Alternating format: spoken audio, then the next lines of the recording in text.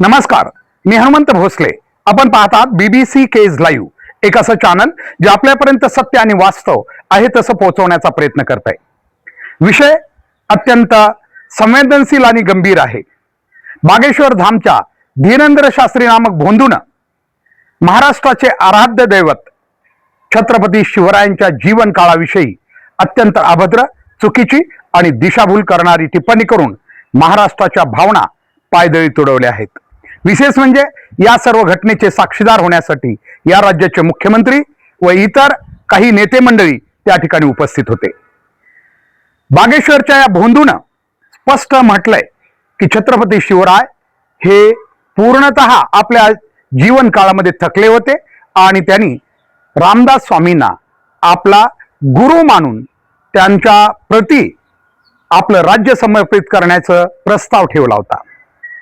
याच्यातून एक सिद्ध होत आहे की छत्रपती शिवरायांच्या शौर्य आणि कर्तृत्वाला यातून एक पूर्णपणे धूसर करण्याचा प्रयत्न या नालायक भोंदूने केलेला आहे.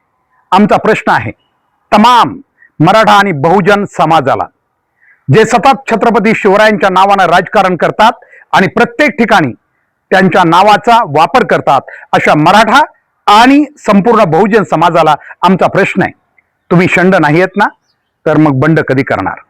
आतापर्यंत या महाराष्ट्रामध्ये महापुरुषांचा पावलोपावली अपमान होत चाललेला आहे. तरीही प्रत्येक वेळेस फक्त निषेध आणि सोशल मीडियावर थोडीसं काहीतरी निषेधाच्या पोस्ट टाकून आम्ही प्रत्येक वेळेस वेळ मारून नेलेली आहे. आणि त्यामुळे कदाचित अशा लोकांची ताकद एवढी वाढली आहे की आज छत्रपती शिवरायांच्या कर्तृत्वाला आणि त्यांच्या शौर्याला नाकारून ते किती दुर्बल होते हे जणू दाखवण्याचा प्रयत्न या ठिकाणी होतोय. आणि विशेष म्हणजे ह्या सगळ्या बाबींना साक्षीदार होण्याचे या राज्याचे मुख्यमंत्री होते. आमचा मुख्यमंत्र्यांना सवाल आहे, अशा भोंदू लोकांचे कार्यक्रम तुम्ही आयोजित करतातच कसे? तुम्हाला माहिती आहे याच्यापूर्वीही हा भोंदू काहीतरी चमत्कार करण्याचा दावा करत होता. या देशाचे नेते मंडळी आणि या राज्याचे मुख्यमंत्री यांचा इतकाही विवेक नाही का, इतकाही वैज्ञानिक दृष्टिकोन त्यांच्याकडे नाही का की एक भोंदू ज्यानं मागील काही वर्षामध्ये आपल्याला चमत्कार येतात, आपण कुणाच्याही जीवनातलं काही नावं सांगू शकतो असं म्हणून दिशाभूल केलेली आहे आणि त्याचा कार्यक्रम आयोजित करून केवळ तो गर्दी जमवू शकतो आणि राजकारणाला आपल्या ते पूरक ठरू शकतं असं समजून धर्माचं म्हणावं, धर्मासाठी म्हणावं, तर या भोंदूची, धीरेंद्र शास्त्री नामक या भोंदूची बहीण मुस्लिम समाजात आहे. विशेष म्हणजे तसं तर राष्ट्रीय स्वयंसेवक संघाच्या अनेक नेत्यांच्या मुली या मुस्लिम समाजात आहेत, जे या महाराष्ट्राला कट्टर हिंदुत्व शिकवायला निघालेले आहेत. त्यांची यादीच सोशल मीडियावर आपल्याला पाहायला मिळते. त्यामुळं कट्टर आमचं कोणाची मुलगी कोणाच्या घरात असावी याबद्दल अजिबात आक्षेप नाहीये, परंतु तुम्ही कट्टर हिंदुत्व शिकवताय ना या महाराष्ट्राला, तर तुमच्या मुली कुठं आहेत हे जरा सांगा. तुमच्या जवळच्या नात्यांतले संबंध कुठं आहेत हेही जरा सांगा. हे जर स्पष्ट खरं असेल तर तुम्ही किमान असल्या भानगडीत पडू नये, कट्टर हिंदुत्व शिकवण्याच्या भानगडीत पडू नये. कारण आपल्या या कट्टर आणि चुकीच्या सनातनी हिंदुत्वाच्या या नादानं महाराष्ट्र छत्रपती शिवरायांचं हिंदुत्व विसरत चाललेलं आहे. मराठा समाज असो किंवा बहुजन समाजातील जवळजवळ 50-60% अधिक लोक या भोंदूगिरीच्या आणि या कर्मकांडाच्या नादी लागल्याचं स्पष्ट झालंय. म्हणून तर अशोक खरात घडलाय. जर असं नसतं तर अशोक खरात सारखा भोंदू, अगदी 9वी पास असा भोंदू एवढ्या मोठ्या या महाराष्ट्राला त्यानं एवढं सहजपणे मूर्खात काढलं नसतं. आमचं म्हणणं एवढंच आहे की महाराष्ट्राच्या मुख्यमंत्र्याला माहिती होतं की हा भोंदू व्यक्ती आहे, हा धार्मिक भोंदू आहे, हा चमत्कार करून काहीतरी सांगतोय की मी काहीतरी करू शकतो. कदाचित याचेही पाळमुळं खोलली तर अशोक खरातपेक्षा सुद्धा धीरेंद्र शास्त्री भयंकर ठरू शकतो. पण त्याची चौकशी व्हायला पाहिजे. सगळ्या यंत्रणा अशी चौकशी करत नाहीत, कारण सत्तेचा पांघरून अशा लोकांवर असतं. तसं तर अशोक खरात आम्ही नेहमीच सांगतोय, आता या 2 दिवसात आपण बघितलं असेल सोशल मीडियावर अनेक भोंदू आता बाहेर येऊ लागलेले आहेत. ज्यांनी स्वतःचे मठ स्थापन केले, ज्यांनी आश्रम स्थापन केले, या सगळ्याच्या ठिकाणी या महिलांच्या या लैंगिक शोषणाच्या घटना आता बाहेर येऊ लागलेल्या आहेत. म्हणून आम्ही महाराष्ट्राला नेहमी आवाहन करत होतो की जिथं जिथं जो महाराज स्वतःचं आश्रम स्थापन करतो, जो स्वतःची मंदिरं स्थापन करतो, सार्वजनिक मंदिराची वेगळी गोष्ट आहे, परंतु ज्या ज्या महाराजांनी जिथं जिथं अगदी गाव लेवल पासून ते अगदी राज्य आणि देश लेवल पर्यंत ज्या ज्या भोंदूंनी स्वतःची मंदिरं स्थापन करून आपल्याला काहीतरी अमुक ईश्वर प्रसन्न आहे, अमुक देव प्रसन्न आहे असं सांगून जी भोंदूगिरी सुरू केलेली आहे, त्या ठिकाणी आपल्या महिलांना चुकून पाठवू नका. 90% अधिक शक्यता आहे तिथं तुमच्या महिला असुरक्षित आहेत आणि लैंगिक शोषण तिथं नक्कीच होत आहे, कारण त्याशिवाय गर्दी तिथं होतच नाही. अशा प्रकारची एक परिस्थिती सध्या दिसून येते.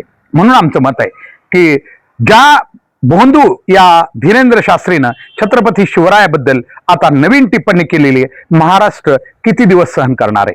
नाहीतरी महाराष्ट्राचा हा पूर्ण काळ गेली 2-4 वर्षापासून केवळ वादग्रस्त विधानं कुठल्या तरी पक्षांचे लोक करतात आणि त्यावर टिप्पणी करत त्याचा निषेध करत महाराष्ट्राचा आयुष्य खर्च चाललंय. कुठला विकास नाही, काही नाही, आणि कदाचित त्यासाठीच अशी माणसं आणली जातात.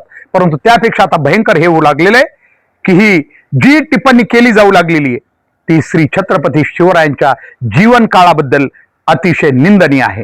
कारण असं जर झालं तर एक दिवस छत्रपती शिवरायांच्या या शौर्याला आणि कर्तृत्वाला कदाचित असे लोक कुणाच्या तरी, कारण त्यानं केलेलं काय म्हटलंय की छत्रपती शिवराय पूर्णपणे दुर्बल झाले होते, ते अक्षरशः त्यांनी रामदास स्वामीच्या समोर असं विनंती केली की आता हे राज्य तुम्ही चालवा, आणि रामदास स्वामी म्हणाले की मी कोण आहे? गुरु, आणि तुम्ही शिष्य आहात, तर मग मी आदेश देतो की तुम्ही हे राज्य फक्त नावाला चालवा, मी नक्कीच त्याचा प्रमुख असेल, पण चालवायला मात्र तुम्हाला चालवायचंय. हे काय, याच्यातून काय सूचित होत आहे? याच्यातून छत्रपती शिवरायांच्या जीवन कार्याचा या ठिकाणी प्रचंड मोठा अपमान आहे. पण किती दिवस हे सहन करणार आहेत, कशाच्या नावाखाली?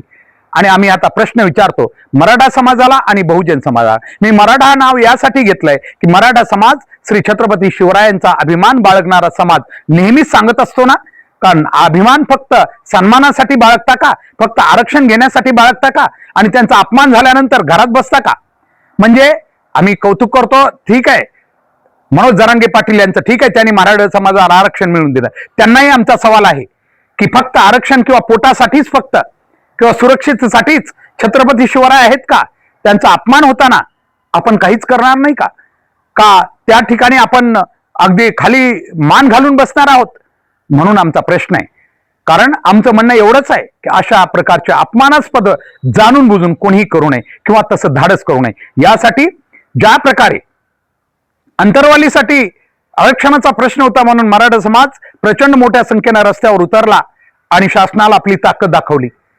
कधी तुम्ही आता श्री छत्रपती शिवरायांच्या अपमानाबद्दल किंवा त्याच्या निषेधार्थ किंवा एक त्याचा राग म्हणून कधी आम्ही रस्त्यावर येणार आहेत?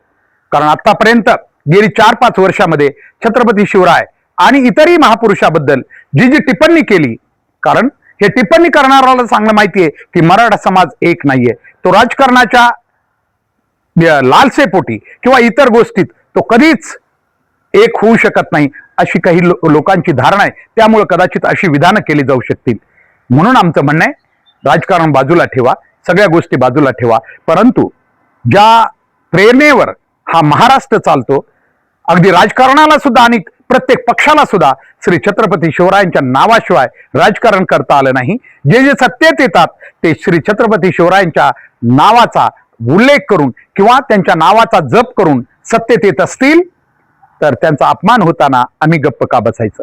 यापूर्वी अनेकांनी त्यांचे अपमान केले, अगदी राजमाता जिजाऊपर्यंत मजल पोहोचली, तरी मराठा समाज आणि बहुजन समाज यासाठी म्हणतो छत्रपती शिवरायांचा समाज हा फक्त मराठा समाज नव्हता, कारण छत्रपती शिवरायांनी संपूर्ण बहुजन समाजाला सोबत घेऊन संपूर्ण आपलं स्वराज्य निर्माण केलेलं आहे. त्यामुळं आम्ही ही हाक, कारण छत्रपती शिवराय हे संपूर्ण, जरी कोणी आपापल्या स्वार्थासाठी त्यांच्यावर दावा करत असले तरी श्री छत्रपती शिवराय किंवा अलीकडच्या काळात ज्या महापुरुषांनी अगदी संपूर्ण समाजाला या ठिकाणी एक समानतेचा एक न्याय दिला असे डॉक्टर बाबासाहेब आंबेडकर असतील किंवा त्याही अगोदर छत्रपती शिवरायांच्या नंतर ज्या छत्रपती शाहू महाराज आणि महात्मा फुले यासारख्या महान अशा महात्म्यांनी ज्या महाराष्ट्राला या ठिकाणी एक दिशा दिली, खरं तर त्यांचे अपमान झाले, मात्र तरी बहुजन समाज विशेषतः बहुजन समाजाचा प्रत्येक नेता हा आता मनवादी विचाराच्या दावणीला बांधलेला असल्यामुळं त्यांना महात्मा फुलेंचा अपमान झाला काय आणि अगदी डॉक्टर बाबासाहेब आंबेडकरांचा अपमान झाला काय आणि त्याहीपेक्षा ज्या छत्रपती शिवरायांनी या महाराष्ट्राला सतत प्रेरित करून ठेवलेले अगदी कित्येक वर्ष कित्येक शतक पुढे जाताना सुद्धा त्यांच्या नावानं आज मी महाराष्ट्र चालत असताना आम्ही आता हे किती दिवस सहन करणार याचा निषेध आता फक्त विचारातून नाही तर आता कृतीतून सुद्धा होणं जरुरी आहे असं आम्हाला वाटतं. कारण ठीक आहे, काही करायची गरज नाही, फक्त रस्त्यावर येण्याचं उत्तर मागावं की तुम्ही किती दिवस अशा लोकांना सवलत देणार आहेत, किती दिवस अशा लोकांना छत्रपती शिवरायांच्या बद्दल अशा प्रकारची अभद्र टिप्पणी करण्यासाठी, चुकीची टिप्पणी करण्यासाठी, दिशाभूल करणारा इतिहास सांगण्यासाठी परवानगी देणार आहात. हा प्रश्न आता सत्तेतल्या लोकांना सुद्धा विचारावा लागेल आणि इतरांना सुद्धा तो विचारावा लागेल. हा विषय कुठल्या ठराविक व्यक्तीशी नाहीये, हा विषय संपूर्ण समाज व्यवस्थेची आहे. म्हणून आमचं म्हणणं आहे की आता मराठा आणि बहुजन समाजानं या गोष्टीचा या ठिकाणी जाब विचारला पाहिजे, नसता पुन्हा हे चक्र चालू राहू शकतं. विशेष म्हणजे हा कार्यक्रम महाराष्ट्राचे मुख्यमंत्री त्याचबरोबर केंद्रीय मंत्री नितीनजी गडकरी आणि संघाचे सरसंचालक मोहन भागवत यांच्या उपस्थितीमध्ये झालेला आहे. या लोकांना माहित नव्हतं का भोंदू आहे. विशेष म्हणजे मुख्यमंत्र्यांनी तर प्रेस कॉन्फरन्समध्ये या भोंदूला साधू संतांची उपमा दिलेली. म्हणजे याचा अर्थ अद्याप त्यांना कुठलाही पश्चाताप झालेला नाही किंवा त्यांनी चुकीचं बोललंय. ठीक आहे, त्यांनी म्हटलंय की इतिहासात नाही म्हणून, परंतु एरवी या राज्यामध्ये जर कोणी चुकीची मांडणी केली इतिहासाच्या विरोधात तर आपण गुन्हे दाखल करून त्याला जेलमध्ये टाकता. तर अशा या भोंदूला जो अगोदर चमत्काराचे प्रयोग करत होता, जो धीरेंद्र शास्त्री नावाचा, याचा कार्यक्रम तुम्ही आयोजित केला, तुम्ही उपस्थित राहिलात, एवढं मोठं आयोजन केलं. कदाचित याच्या मागे किती आता शासकीय पैसा वगैरे खर्च झाला असतो, तो वेगळा संशोधनाचा भाग आहे. परंतु कारण आतली मदत कार्यक्रम कोणी आयोजित करू द्या, अशा भोंदूंचे कार्यक्रम आयोजित करताना असे राजकीय लोक खूप मोठी मदत त्यांना देतात. आमचं म्हणणं एवढंच आहे, परराज्यातील हा भोंदू इथं बोलून अगदी हिंदुत्वाच्या नावाखाली किंवा त्याला या ठिकाणी बोलून अशा प्रकारचं त्याचं वक्तव्य ऐकून घेतलं जातं, त्याच ठिकाणी त्यांनी निषेध केला असता की चुकीचं बोललेलं आहे, तर निश्चित महाराष्ट्राला आनंद झाला असता. मात्र जेव्हा महाराष्ट्रातून याच्या विरोधात प्रतिक्रिया निघू लागलेल्या आहेत तेव्हा मुख्यमंत्री महोदयांनी तेही असं म्हटलंय की साधू संत कधी कधी चुकीचं त्यांना माहित नसलेला, तर मग हा साधू संत कसला, ज्याला सेन खायची गरजच काय दुसऱ्या क्षेत्रातली, त्यांना अध्यात्माविषयीच बोलावं ना, त्यांना राजकारण आणि इतिहासात कशाला डोकं घालावं. जर त्याला माहित नाही तर त्यानं जायला ना पाहिजे, हे कोण सांगेल त्याला. म्हणून या ठिकाणी मुख्यमंत्र्याची प्रतिक्रिया सुद्धा खरं तर पूर्णतः या ठिकाणी समाधानकारक नाही असं म्हणावं लागेल. मुख्यमंत्र्यांनी निश्चित जर त्याच्या विरोधात गुन्हा दाखल करण्याची मागणी होत असेल तर त्याच्याविरोधात गुन्हा दाखल करून महाराष्ट्राच्या या मनाचा विचार करावा, नसता कदाचित याचे परिणाम कदाचित सामाजिक, कारण इतर वेळी ठीक आहे, भावना दुखावण्याचं केवळ धार्मिक कारण नसतं. महापुरुष ज्या समाजाचे प्रेरणास्थान आहेत, ज्यांचे ते पूर्णपणे श्रद्धास्थान आहेत, त्याची काळजी सगळ्याच जाती धर्मातले महापुरुष किंवा आपापली जी काही श्रद्धास्थानं असतात ती महत्वाची असतात. छत्रपती शिवराय हे महाराष्ट्राचं श्रद्धास्थान आहे, ते कुठल्या ठराविक जातीचं नाहीये. त्यामुळं याच्यावर विचार होणं गरजेचं आहे.